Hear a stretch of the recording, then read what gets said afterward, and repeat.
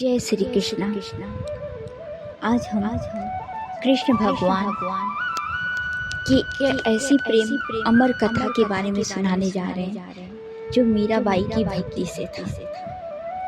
नमस्कार दोस्तों, आज की इस पावन कथा में हम बात करेंगे उस भक्त की जिसने दुनिया के सारे रिश्तों से ऊपर अपने आराध्य श्री कृष्ण को रखा। एक ऐसी राजकुमारी जिसने महलों के वैभव को छोड़ दिया, लेकिन अपने कान्हा का नाम कभी नहीं छोड़ा। ये कथा है भक्त शिरोमणि मीरा की। मीराबाई केवल एक कवित्री ही नहीं थी, केवल एक संत ही नहीं थी, वे प्रेम की वह ज्योति थी जिसने भक्ति का नया अर्थ दिया। उनका जीवन हमें सिखाता है कि सच्चा प्रेम किसी बंधन में नहीं बनता। आज की ये लंबी कथा हम जानेंगे, जिसमें मीराबाई का बचपन, उनका कृष्ण के प्रति अद्भुत प्रेम, विवाह के बाद उनके जीवन का संघर्ष, विष का प्याला और जो चमत्कार हुआ, समाज का विरोध, वृंदावन में द्वारका की यात्रा और अंत में श्री कृष्ण ने उनका विलय। तो आइए श्रद्धा और प्रेम से भरकर सुनते हैं मीराबाई की अमर भक्ति की कथा। राजस्थान की पवित्र धरती जहाँ वीरों ने जन्म लिया, वहीं भक्तों ने भी इतिहास रचा। सन 1998 के आसपास राजस्थान के कुड़की गांव में एक कन्या का जन्म हुआ। उसका नाम रखा गया मीरा। मीरा बचपन से ही बहुत सरल, शांत, करुणामयी थी, लेकिन उनकी सबसे बड़ी विशेषता थी भगवान कृष्ण के प्रति उनका असीम आकर्षण। कहा जाता है एक दिन छोटी मीरा ने अपने घर में विवाह समारोह देखा। दूल्हे को देखकर उन्होंने अपनी माता से पूछा, माँ, मेरा दूल्हा कौन है? माँ ने हंसते हुए पास रखी श्री कृष्ण की मूर्ति की ओर इशारा किया और कहा, यही तुम्हारे दूल्हे हैं। उस दिन के बाद छोटी मीरा के हृदय में ऐसे बस गई कि उनकी माँ ने भी नहीं सोचा था कि मेरी बेटी का आगे चलकर क्या होने वाला है। वे घंटों उस मूर्ति को सामने बैठती, उनसे बात करती, उन्हें सजाती, उनके लिए भजन गाती। दुनिया को लगता था ये बच्ची का खेल है, कुछ दिन तक रहेगा फिर खत्म हो जाएगा। लेकिन ये खेल नहीं, ये एक दिव्य प्रेम की शुरुआत हो रही थी। धीरे धीरे मीरा बड़ी होने लगी, लेकिन उम्र के बढ़ने के बाद कृष्ण प्रेम और भी गहरा होता गया। जब दूसरी लड़कियां गुड़ियों के साथ खेलती थी, तब मीरा कान्हा की मूर्तियों को सजाती थी। वे सुबह उठते ही सबसे पहले कृष्ण का नाम लेती। उनकी आंखों में केवल कृष्ण बसते थे। कई बार लोग उन्हें समझाते, मीरा तुम राजघराने की बेटी, तुम्हें राजकुमारी की तरह रहना चाहिए। लेकिन मीरा मुस्कुराकर कहती, मुझे तो केवल गिरधर गोपाल अच्छे लगते हैं। रात के समय महल की छत पर बैठ जाती और चांद को देखकर कान्हा को याद करती और गाती, मैं तो गिरधर गोपाल दूसरा न कोई। उनकी आवाज में एक ऐसा प्रेम था, सुनने वालों की आंखें भी नम हो जाएं। समय बीता और मीरा का विवाह मेवाड़ के राजकुमार भोजराज से कर दिया गया। राजघराने में विवाह होना बहुत सम्मान की बात मानी जाती, लेकिन मीरा के लिए संसार का रिश्ता था, जबकि उनका मन तो पहले ही कृष्ण को समर्पित हो चुका था। विवाह के बाद मीरा का जीवन नहीं बदला। वे पहले की तरह कृष्ण भक्ति में डूबी रही। वे महल में कई घंटों तक भजन करती, साधु संतों के साथ बैठी कीर्तन करती। राजघराने के कई लोग को ये बात पसंद नहीं आता था। उन्हें लगता था कि एक राजपूत की रानी इस प्रकार साधुओं के साथ बैठना राजघराने की प्रतिष्ठा के खिलाफ है। लेकिन मीरा को समाज की परवाह ही न थी। वो ऐसे कृष्णमय हो चुकी थी। उनके लिए सबसे बड़ा सत्य केवल श्री कृष्ण थे। धीरे धीरे विरोध इतना बढ़ने लगा, महल के लोग मीरा को रोकने लगे। उन्हें कहा गया, अब तुम राजघराने की बहू हो, तुम्हें मर्यादा में रहना होगा। लेकिन मीरा ने उत्तर दिया, जिस हृदय में कृष्ण बसते हैं उसे संसार की मर्यादा नहीं बांध सकती।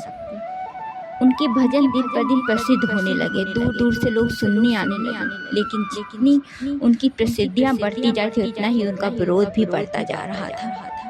कुछ लोगों ने उन्हें पागल कहा, कुछ ने कहा कि कुल की मर्यादा को तोड़ रही है। लेकिन मीरा के चेहरे पर हमेशा शांति रहती और मुस्कुराहट हल्की सी रहती। वे कहती थी, जो कृष्ण का हो गया उसे दुनिया की बातों से डर कैसा। एक दिन मीरा को समाप्त करने के बाद की योजना बनाई गई। उन्हें एक विष से भरा प्याला भेजा गया। संदेश आया, ये चेहरा मीठा। मीरा समझ गई थी कि इसमें विष है, लेकिन उनके चेहरे में डर नहीं था।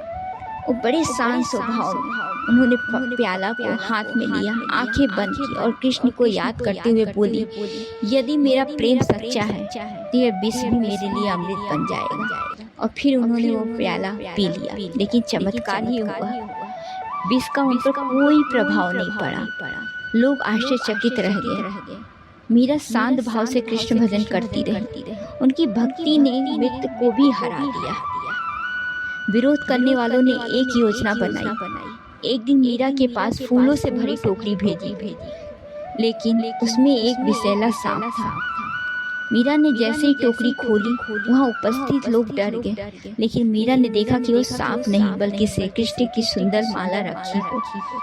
सब लोग स्तंभ रह गए। मीरा मुस्कुराई और बोली, जिसके रक्षक स्वयं कृष्ण है, उसका कोई क्या बिगाड़ सकता है। मीराबाई केवल भक्त नहीं थी, वे एक महान कवित्री भी थी। उनके भजन आज भी करोड़ों लोगों के हृदय में भक्ति के दीप जलाते हैं। उनके भजनों में एक प्रेम था, विरह था, समर्पण था और कृष्ण के प्रति अटूट विश्वास और प्रेम था। वे गाती थी, पायो जी मैंने राम रतन धन पायो, और कभी विरह में कहती, माने चाकर राखो जी। उनकी आवाज में ऐसा दर्द होता था कि सुनने वाला स्वयं भाव विभोर हो जाता हूँ। मीरा के भजन केवल शब्द नहीं थे, उनकी आत्मा का पुकार था श्री कृष्ण के लिए। धीरे धीरे मीरा का मन राजमहलों से पूरी तरह हट गया। उन्हें न अवसरों में आनंद मिलता, न राशि वैभव। उनका हृदय केवल वृंदावन में बसता था। वे हर समय श्री कृष्ण को ध्यान करती। लोगों ने कहा, मीरा तुम रानी हो। मीरा बोले, नहीं, मैं तो कान्हा की दासी। उन्हें राष्ट्रीय वस्त्र त्याग दिया और वे साधारण वस्त्र पहनकर मंदिरों में भजन गाने लगी। एक दिन मीरा ने निश्चय किया कि वे वृंदावन जाएंगी, वही वृंदावन जहाँ कृष्ण ने रास रचाया था। मीरा नंगे पांव यात्रा निकल पड़ी। रास्ते कठिन थे, धूप तेज थी, लेकिन उनके होठों पे केवल कृष्ण नाम था। जब वे वृंदावन पहुंची तो उनकी आंखों में आंसू बहने लगे। उन्होंने यमुना के तट को देखा, मंदिरों की घंटियां सुनी और उन्हें ऐसा लगा जैसे स्वयं कृष्ण के पास उनके पास आके बैठे हो। वृंदावन में मीरा घंटों भजन करती। लोग दूर दूर से उन्हें सुनने आने लगे। उनकी भक्ति देख के लोगों को लगता वे सचमुच श्री कृष्ण से बात करती हैं। वृंदावन में मीरा की मुलाकात कई संतों से हुई। कई बार वो संतों से अपने बारे में, कृष्ण के बारे में सुनाती थी। एक बार वे एक प्रसिद्ध संत से मिलने गई, लेकिन संदेश आया कि सत्य किसी स्त्री से नहीं मिलते। मीरा मुस्कुराई और बोली, वृंदावन में पुरुष तो केवल श्री कृष्ण है, बाकी सब गोपियां। ये सुनकर संत स्वयं बाहर आए और मीरा के चरणों में झुक गए। उन्होंने कहा, तुम्हारी भक्ति अद्वितीय है। भक्ति केवल आनंद नहीं होती, उसमें विरह भी होता है। कई रातें ऐसी भी थी मीरा रोती रहती। वे श्री कृष्ण से कहती, हे कान्हा, एक बार तो दर्शन दे दो। उनकी आंखों में आंसू बहते रहते, लेकिन उसी विरह में उनकी भक्ति और भी गहरी होती गई। वे कहती, जो प्रेम में रो नहीं सकता वो सच्चा प्रेम क्या जाने। अंत में मीरा द्वारका पहुंची। वहां रणछोड़ जी के मंदिर में दिन रात भजन करने लगी। अब उनका शरीर कमजोर हो चुका था, लेकिन उनकी आत्मा पहले से भी अधिक प्रकाशित थी। वे घंटों मंदिर में बैठकर कृष्ण से बातें करती। लोग कहते थे कि मंदिर से रात बांसुरी की आवाज़ आती है। कुछ लोगों का कहना था स्वयं श्री कृष्ण मीरा से मिलने आते हैं। एक दिन मीरा मंदिर में भजन कर रही थी। वे गा रही थी, मेरे तो गिरधर गोपाल। उनकी आंखें बंद थी, चेहरा तेज चमक रहा था। अचानक मंदिर का वातावरण दिव्य हो गया। कहा जाता है उसी समय से कृष्ण की मूर्ति का द्वार खुल गया और मीरा उस मूर्ति में समा गई। जब लोगों ने देखा केवल उनकी चादर रह गई है। मीरा अपने प्रियतम श्री कृष्ण में विलीन हो चुकी थी। मीराबाई की कथा हमें यही सिखाती है कि सच्ची भक्ति में शक्ति होता है।